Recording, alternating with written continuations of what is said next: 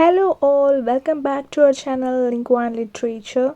Today's topic is Geoffrey Chaucer's life and his poems. Geoffrey Chaucer's life was between 1340 to 1400.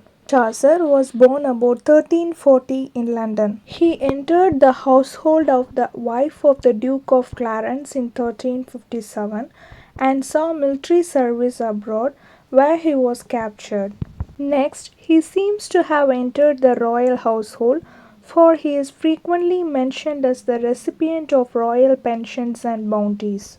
When Richard II succeeded to the crown in 1377, Chaucer was confirmed in his offices and pensions, and shortly afterwards in 1378 he was sent to Italy on one of his several diplomatic missions.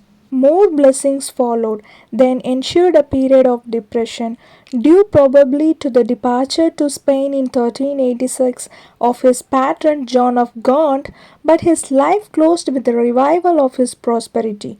He was the first poet to be buried in what is now known as Poets' Corner in Westminster Abbey. Next, let's see about Chaucer's poems. The order of Chaucer's poems cannot be ascertained with certitude, but from internal evidence they can as a rule be approximately dated. It's now customary to divide the Chaucerian poems into three stages. They are the French, the Italian, and the English. Of these three stages, the last is a development of the first two stages. In none of these divisions, of course, is the one influence felt to the exclusion of the others. It is merely that one predominates. Let's now see about the French period. The poems of the earliest or French group are closely modeled upon French originals and the style is clumsy and immature.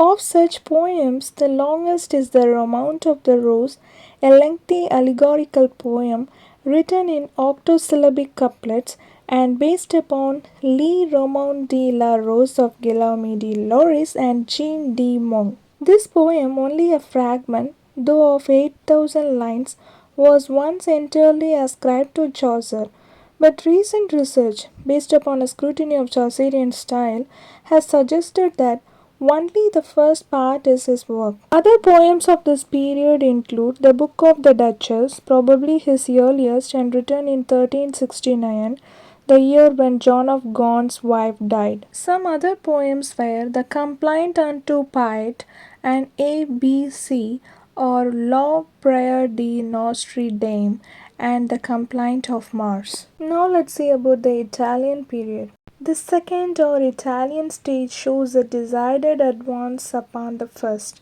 In the handling of the meters, the technical ability is greater, and there is a growing keenness of perception and a greater stretch of originality. To this period belong Annelida and Orsight and the Parliament of Fowls. The latter has a fine opening, and in the characterization of the birds shows Chaucer's true comic spirit. Troilus and Cressida is a long poem adapted from Boccaccio, but in its emphasis on character it is original and indicative of the line of Chaucer's development. Reality and a passionate intensity underlie its conventions of courtly love and the tedious descriptions which this code demanded. The complex characters of Cressida and Pandarus reveal a new psychological development and indicate Chaucer's growing insight into human motives. Troilus and Cressida is held to be Chaucer's best narrative work.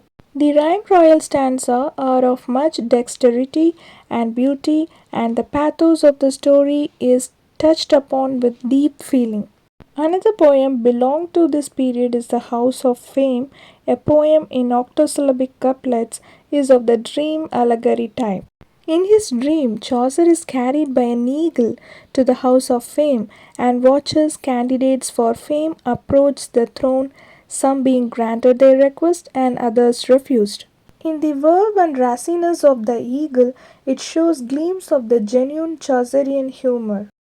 In this group is also included The Legend of Good Woman, in which Chaucer, starting with the intention of telling 19 affecting tales of virtuous women of antiquity, finishes with 8 accomplished and the ninth only begun.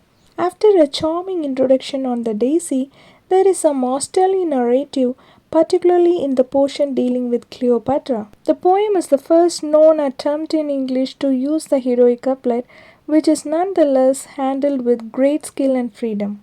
Next, let's see about the third stage, that is the English period. The third or English group contains work of the greatest individual accomplishment. The achievement of this period is the Canterbury Tales, though one or two of the separate tales may be of slightly earlier composition. For the general idea of the tales, Chaucer may be indebted to Boccaccio, but in nearly every important feature, the work is essentially English. For the purposes of his poem, Chaucer draws together 29 pilgrims, including himself. They meet at the Tabard Inn in Southwark in order to go on a pilgrimage to the tomb of Thomas, a Becket at Canterbury.